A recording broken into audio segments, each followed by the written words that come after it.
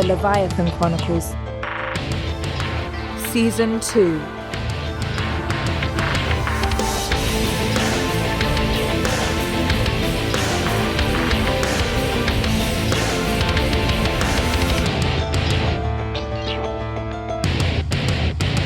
The story thus far. The Strike Force mission has failed. After McAllen also led a small strike force out of Leviathan to obtain the location of a Blackdoor safe house, a booby trap was triggered, decimating the facility.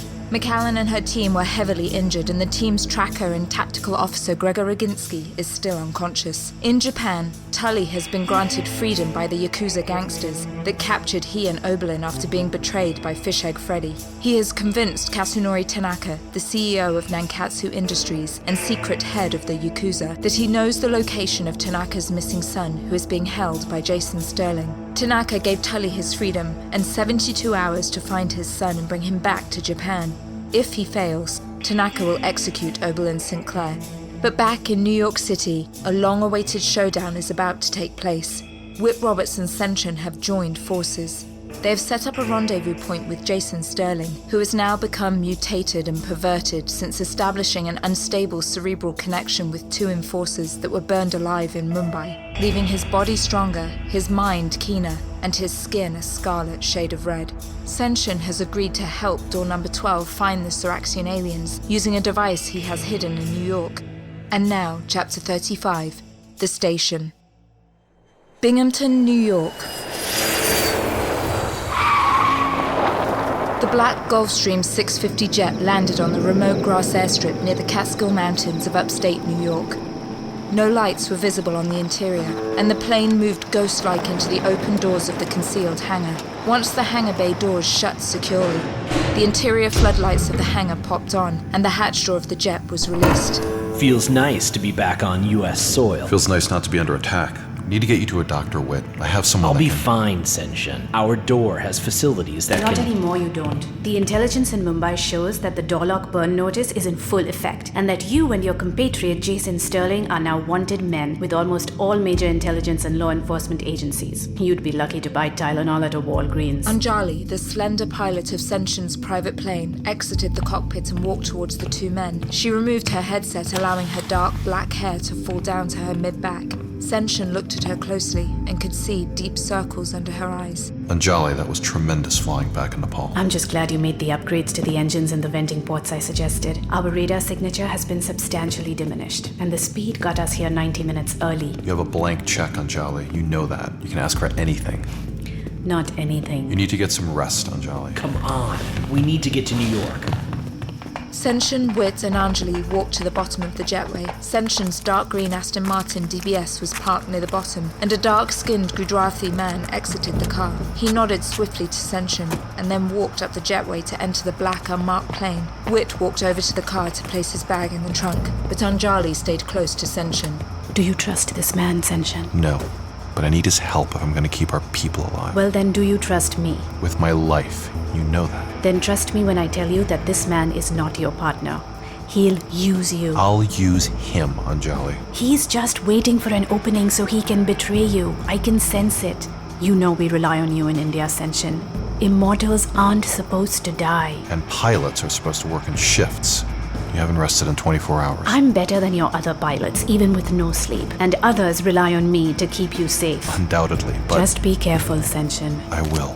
And Seinshun? Yes? You know, I eat, I pray, I've raised my two boys well, and now I fight for a leader I believe in. I don't think I understand. Mortal life can still have meaning, Seinshun. That's what you don't understand. What are you trying to say, Anjali? I'm telling you to save yourself before you try to save all the others. There's no redemption in martyrdom.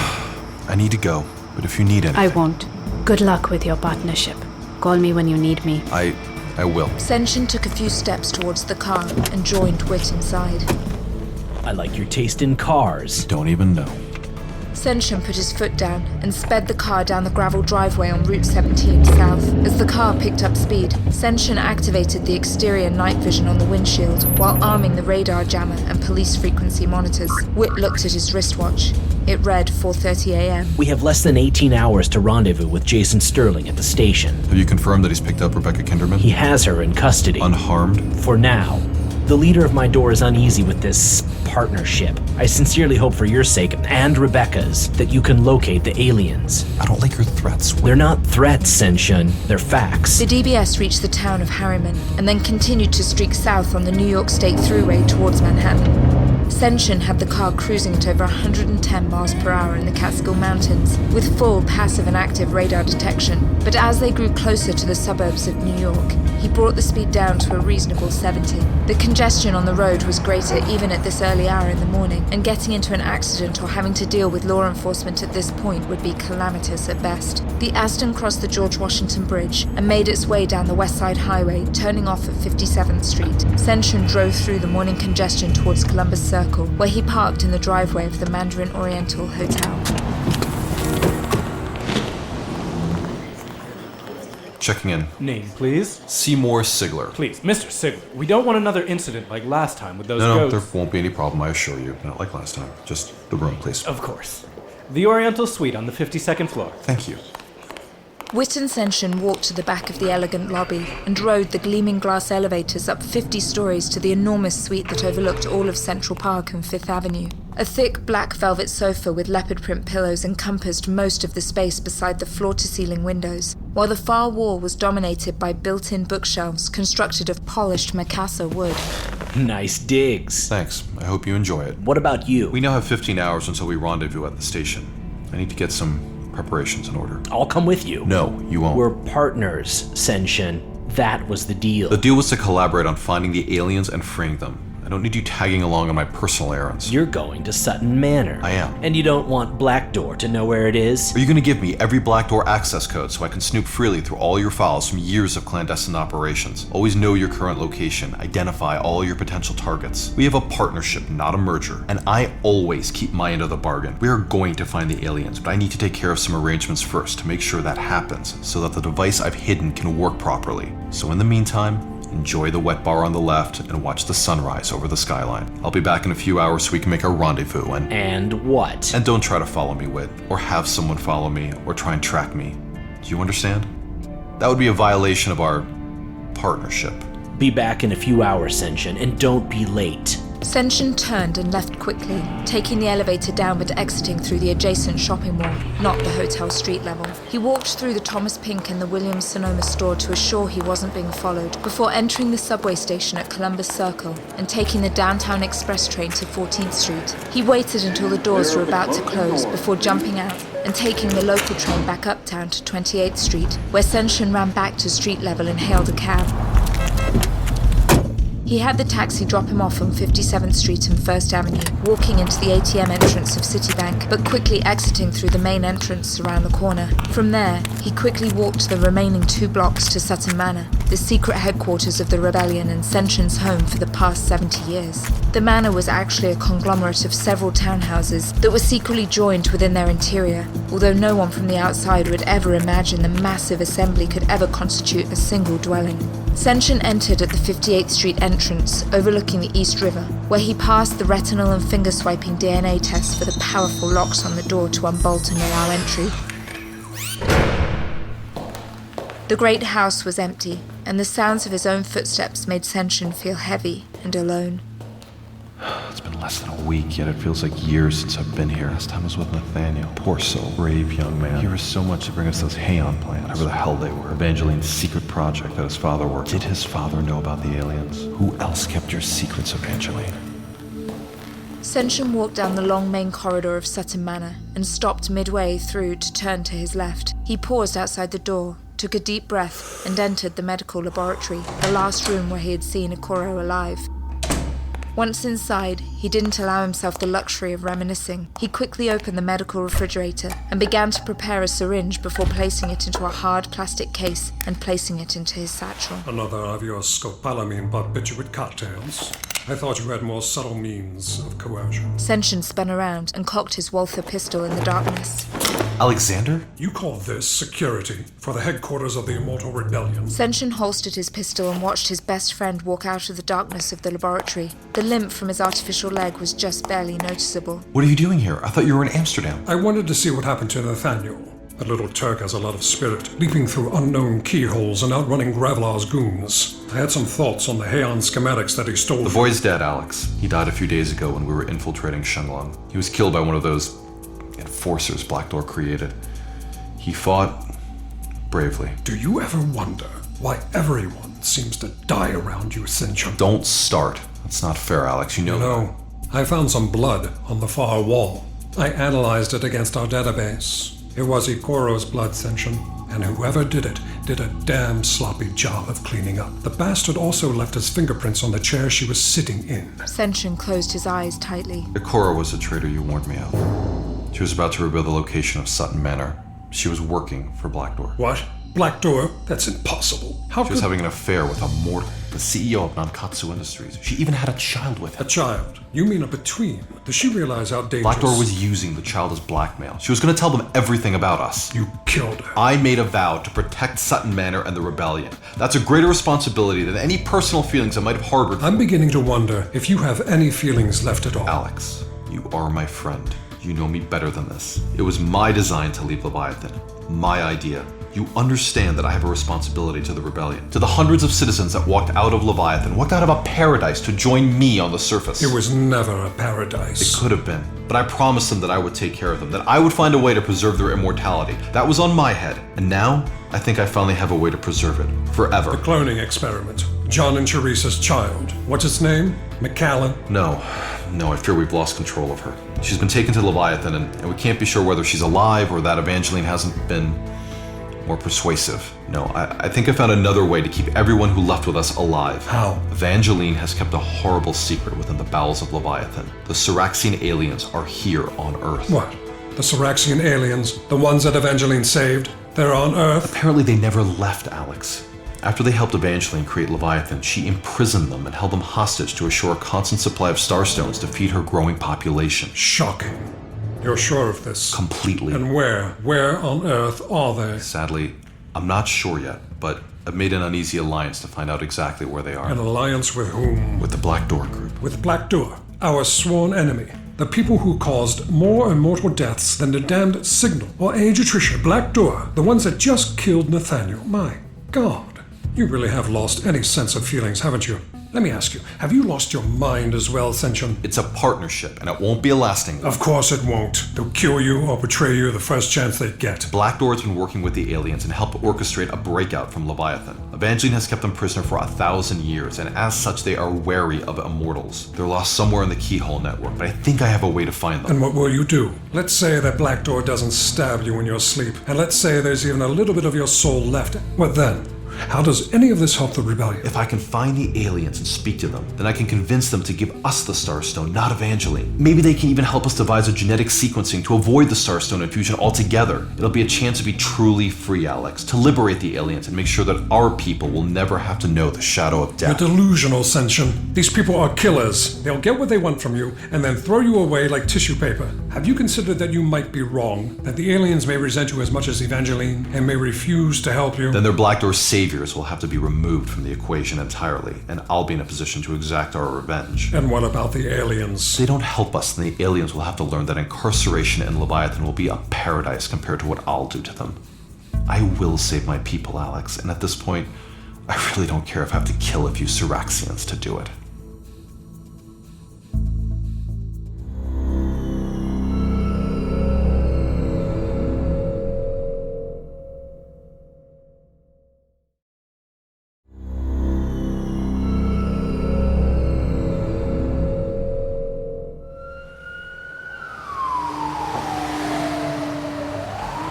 In a dark tenement building in Washington Heights, Jason Sterling stood in the middle of a dilapidated living room, staring at Rebecca Kinderman and Kasunori Tanaka's young son, Toshi. Hypodermic needles, used condoms, and small plastic vials were strewn in the corners of the filthy room. Toshi and Rebecca sat on a cheap polyester couch, with exposed springs digging into the back of their thighs, while Jason Sterling stood staring at them. Although, not them so much as Toshi. The young boy and red-skinned man had been staring at each other without a word for over 10 minutes. Finally, Rebecca spoke. So what are you going to do to us? I said, what are you going to do to us? Hey, I asked you a question. You are not in a position to ask any questions. Jason Sterling stormed out of the decrepit living room and marched in the adjacent bedroom. Rebecca looked down at the young boy who seemed unfazed by the sudden outburst. He gets mad during the day. The light from outside hurts him. Has he ever hurt you? No, but sometimes we forget to eat. Are you hungry right now? A little. What's your name? Toshi. Toshi? I'm Rebecca. Rebecca rose and walked into the bedroom where she found the shades drawn tightly, and only a small fluorescent lamp in the corner provided any illumination in the room. She slowly approached the red-skinned man sitting in the corner with his head in his hands. I don't know who you are, but you need to feed Toshi. He's just a little boy and... There's a menu on the floor in the kitchen. Fine. Should I get something? I mean, do you want something? I'm not eating.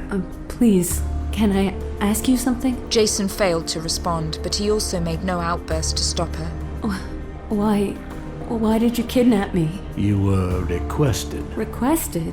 By who? Just someone who's been alive for a few centuries and felt that you were needed for a certain task. I'm just a librarian. A good one, but I'm not sure what task you have in mind. Would you please tell me? Unfortunately, I don't know. But a very important job is going to be completed in the next 24 hours, and for some reason this immortal thinks you are an integral part of it. Immortal? How do you... I don't want to hear your questions anymore! Jason moved with blinding speed at Rebecca and brought his fist back, about to smash Rebecca's face when... Don't! Toshi stood in the doorway staring at Jason Sterling. We need to order food, and then we'll be quiet. Don't hurt her. Fine. As long as you two shut the hell up. Jason retreated back into the dark bedroom, leaving Toshi and Rebecca alone in the living room. You don't seem scared by him. I was. Now, not so much. Why? Because I can sense what he's thinking. It'll all be okay soon. How can you say that? We've both been kidnapped by a monster. Why aren't you more scared? Because he doesn't have very much time left anymore.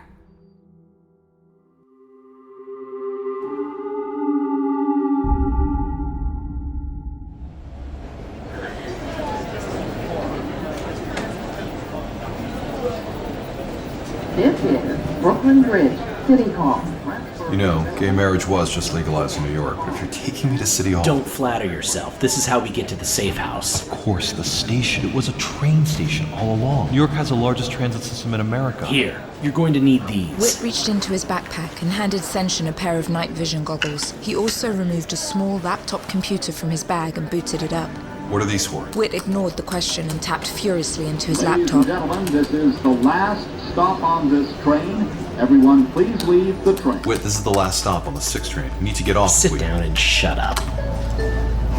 Seinshun clenched his fists and forced himself to think of the two aliens that were now lost somewhere on the Earth. I want to kill this imbecile so badly, but I need to find the aliens. I could save the rebellion. I could save all of them. The southbound 6 train had reached its terminus at Manhattan's southern tip. The train held for a long time at the City Hall Brooklyn Bridge stop, while all of the passengers on the train filtered out. Soon, Whitt and Seinshun were the only people left in the subway car.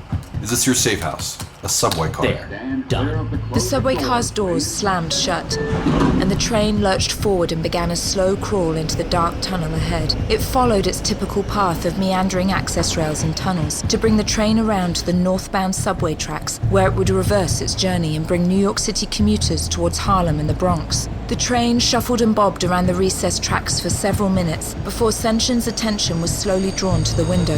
He expected to arrive at the northbound portion of City Hall Station, but instead the train passed by a different station. An empty station, one with exquisite tile mosaics, wrought iron skylights, brass fixtures and gaslit chandeliers. Not a soul stood on the platform, and Seinshun felt like he had been transported back into the 1920s. Get ready. Whit's finger flew across the keyboard one last time before pressing enter, at which point the train suddenly stopped, and every single interior and exterior light extinguished. Goggles on.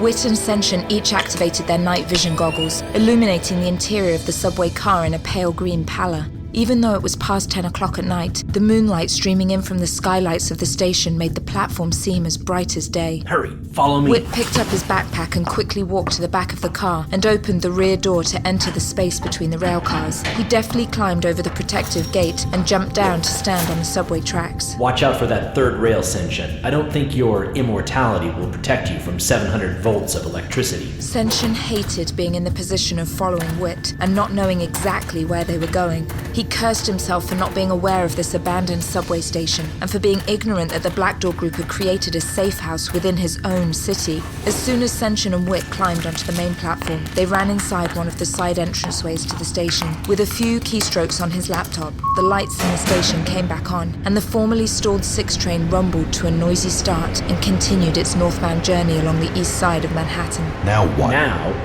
you meet the rest of the team. The hair on Seinshun's arm stood up as he realized that he was finally going to meet his nemesis, Jason Sterling, the man behind door number 12, the man that was responsible for the deaths of countless immortals, for Othello, for Ikoru, for Nathaniel. He had waited a long time for this meeting. He followed Whit around the corner and back onto the main platform, which curved heavily towards the left. As they walked further, more and more of the platform revealed itself. Finally, it revealed 3 figures standing still, staring at the 2 men approaching.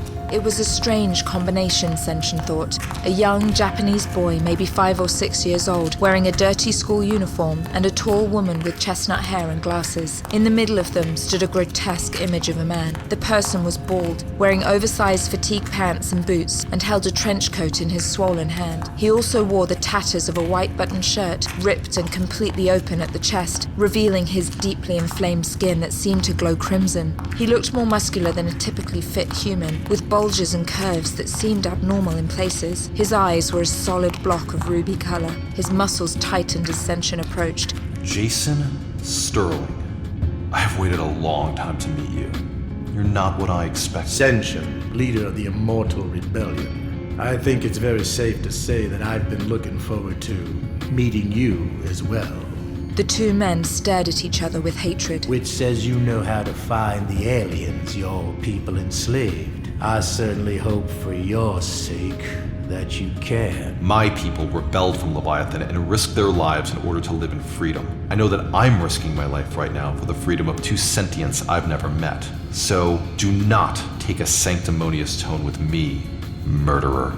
Because whether you realize it or not, you are very much risking your own life right now. You're in my station, my safe house, and you are very outnumbered. I'd watch your step very carefully. I've got hundreds of immortals buried in every corner of the globe, watching from every street corner, employed at every major bank, and entrenched in every single intelligence agency. If you would be so stupid to even think of hurting me, I will make sure that a war of shocking viciousness is brought down upon you that will last you the rest of your very short life. You're not Blackdoor anymore. All your power is gone. You're just a mutant that's been outcast with nowhere left to run. You will not last long in my world. If you don't cooperate with us and locate the aliens quickly, the world may very soon become one you no longer recognize. Jason let his eyes burn holes in Seinshun, and then finally turned to Whit. We need to get out of the open. Understood. We have 7 minutes until the next train. I'll get the lock. Tell me when you're ready, Whit. Whit ran 20 yards further along the platform and placed his hand on the tiled wall. Ready, Jason. The squat, scarlet-stained man approached one of the antiquated wooden turnstiles. Seinshun watched him turn the turnstile 2 clicks clockwise, and then 1 counterclockwise, and then 2 more again in the other direction. The door's open. We have 4 seconds before relock. Immediately, Whitt Roberts' hand reached for the mosaic subway tile on the other side of the station that read City Hall. He traced his finger 3 tiles down on the letter C and pressed the 3rd tile inward.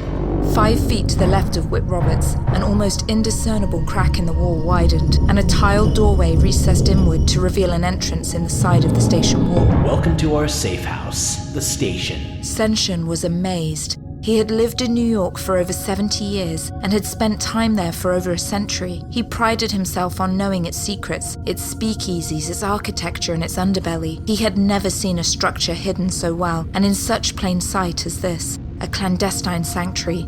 A true safe house. I'm impressed. It may not be Sutton Manor, but it does keep prying eyes away, especially satellites and anyone thinking of following us. The next train's coming. We have to hurry. Toshi ran towards the opening in the wall first. Seinshun was surprised by the boy's eagerness, but realized that he may have just welcomed the chance to increase the distance between him and the monstrosity that was Jason Sterling. Whitt followed, while the young woman stood nervously. Jason stared at her sinisterly. After you, my dear. The woman began to shake visibly. Seinshun walked closer to her. It's okay. I promise you that no one is going to hurt you. It'll be my job from here on out to take care of you. The woman seemed to relax slightly at the tone of his voice. Who are you? My name is Seinshun. I know you're scared right now, but everything will make sense soon. Please, we need to enter the safe house. Next train is coming. Seinshun gestured towards the opening in the subway wall. Rebecca took another hard look at Seinshun and entered the station safe house. Seinshun quickly followed behind her, with Jason entering last and pulling on the enclosure lever in the interior, thus sealing the chamber again, just before the next 6 train rambled through. This way. Jason pushed past Rebecca and Seinshun and walked down the narrow stone hallway. The scratched floor was concrete, but the sides of the wall continued with the ornate mosaic subway tiles found in the rest of the station. Check patterns and inlay accented with long lines of maroon, brown, and sand gave the interior a warm Art Deco feeling. Exposed filament bulbs cast yellow light, illuminating the path downward to the lower level. The 3 of them walked down carved stone steps with polished brass railings on both sides, leading them to a pair of wooden barn doors with a large brass plate overhead that read City of New York, Auxiliary Streetcar Terminal Storage. It was originally intended as a storage chamber where they used to keep the extra trolley cars in the 1920s and 30s. But after it was constructed, it never got used, as the larger subway cars became more popular and couldn't fit through the narrow tunnels.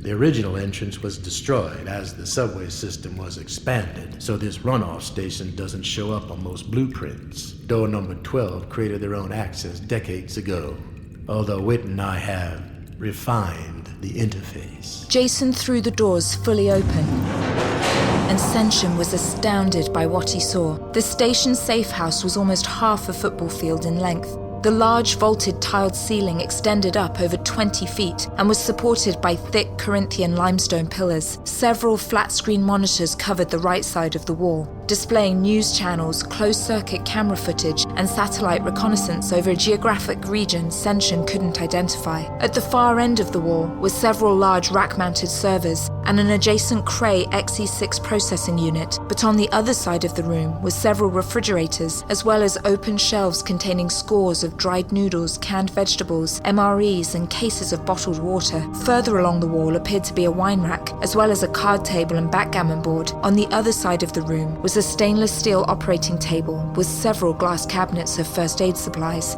Through one of the open doors on the right, Seinshun could see a row of cots, as well as shower stalls. The safe house was clearly designed for someone to hide and wait for a very long period of time, and Seinshun couldn't stop himself from feeling envious. We don't have much time, Seinshun. I've set up the room on the left the way you've asked. The 5 of them entered an antechamber to the left that had served as a maintenance room for the old streetcars. Workbenches and tools, both old and shockingly new, lay side by side with each other. Beside one workbench was a large pod-like structure that was half-constructed, as well as several rows of test tubes, beakers, and centrifuges. A wooden chair sat in the middle of the room, on top of several layers of blankets and a blue industrial tarp. Thank you, Whitt. Over here, Rebecca. Please, I don't know what you people want from me. I don't have much money, but nobody will ever have to... Shh, Rebecca. It's okay. It's gonna be all right. You have no idea how much I missed you. Who are you? We've never met. I don't know you. Of course. Please, sit down, Rebecca. Like Whit said, we don't have much time. Time for what? Whit, please restrain. What? What the fuck? What are you doing? Let go of me! Whitt Roberts moved quickly, go! grabbing several zip ties from the hardware rack on the far wall, and restrained Rebecca's wrists to the arms of the chair. Fucking liar! I'm sorry we have to do this. Do what? What are you doing to me? It'll all be over soon. Why the fuck are you doing this to me? Seinshun knelt down and sorted through the large satchel he carried with him. He removed a bright orange plastic case, as well as a strange set of oversized sunglasses with thick, heavy rims that seemed like they would cover most of a person's face. He picked them up and placed them on Rebecca's face, encompassing most of her forehead and nose. She could see nothing but blackness. Seinshun then opened the plastic case and removed a prepared hypodermic needle. Rebecca couldn't see the needle, but she could hear Seinshun's footsteps getting closer. What are you doing? This is just gonna help you relax. What the hell did you just put into my body? Seinshun pressed a small button on the rim of the glasses worn by Rebecca, releasing a violent flood of light pulses, colors, and patterns. Rebecca's body shuddered and then suddenly fell silent. Seinshun, Whitt, and Jason Sterling stood at the far end of the wall watching her, before Seinshun's eyes drifted lower. The boy shouldn't be here. He doesn't need to see this. What do you think, Toshi? Are you afraid? Do you want us to take you into another room where you can be alone? No. There you have it, then. The young boy has a man's stomach. Seinshun stared at the strange Japanese boy before turning his attention back to Rebecca. After a moment of stillness, Rebecca's stomach twitched abruptly, and her fingers began to tremble nervously. Within moments, her whole body shuddered, and soon she started vomiting uncontrollably. The wood slats of her chair strained and creaked under the increasing load of her body's violent tremors. Seconds later, Rebecca's legs kicked out like she was possessed and reduced her body to convulsing uncontrollably. You're killing her, Seinshun. No, it's just part of the process. Like a snake shedding its skin. Soon, Rebecca Kinderman fell silent again, and her body grew calmer and finally went limp. Seinshun approached her slowly and removed the large, heavy glasses from her face, and lovingly wiped the hair from her sweaty, damp brow. He kissed her cheek lightly, and Rebecca's eyes gradually fluttered open. Rebecca. Seinshun. How long was I out for? About 15 years. I see. It feels good to be back.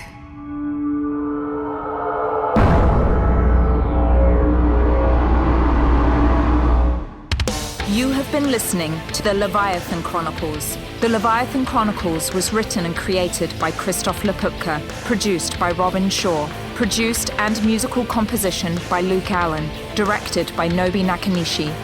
For a full list of cast and crew, or to purchase the ad-free director's cut, go to leviathanchronicles.com.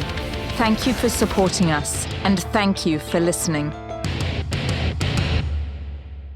To discover more podcasts set in the Leviathan universe, go to leviathanaudioproductions.com or follow us on Facebook or Twitter. Leviathan Audio Production.